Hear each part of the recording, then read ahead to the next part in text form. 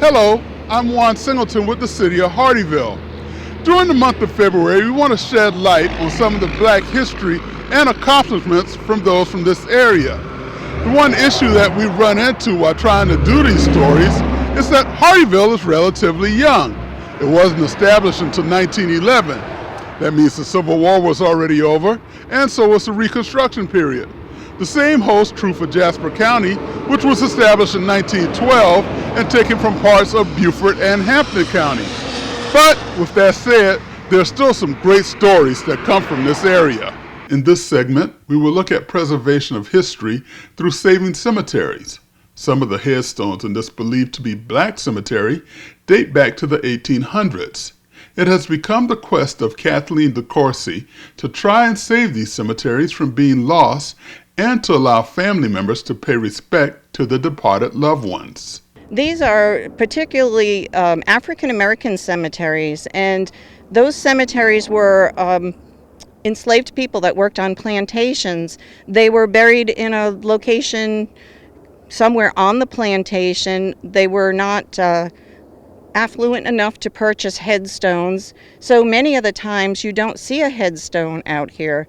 In this case, we can probably deduct or try and research that these headstones are here because this enslaved person had a very close relationship with his either master or overseer. So the African American are the people who built our state. They are the ones that did the hard work. They ought to be recognized and they ought to be honored. We found that these 3 headstones here belong to the Bush family, B-U-S-H. We can trace some of the Bush through census records out here. DeCourcy continues to do research and tries to find out what records she can on these cemeteries and the people who are buried in them. 1870 census, I found Rena and Simon Bush, but they were spelled B-U-C-H-E. A lot of these cemeteries are off the beaten path, which is another reason that they could easily be forgotten. You have to take some dirt roads to get here, some power line easements to get out here, and then you have to walk in.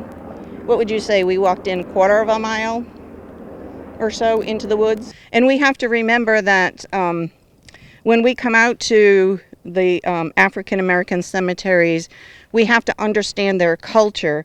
I was saying earlier, there's a plastic jar over next to one of these, and what I might think is trash may be a symbol or significant to the family or the person that's buried there.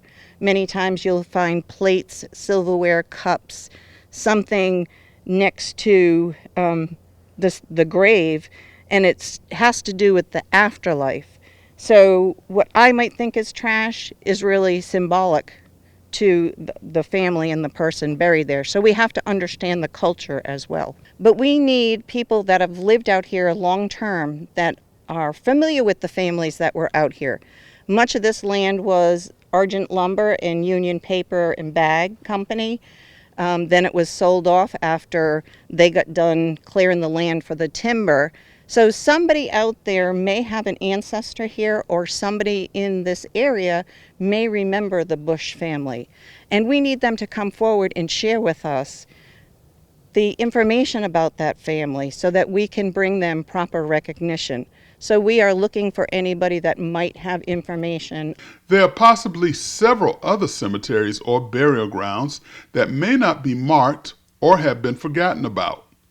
A check of family history and records could help you find the final resting place of your deceased family members. Juan Singleton for the City of Hardeeville.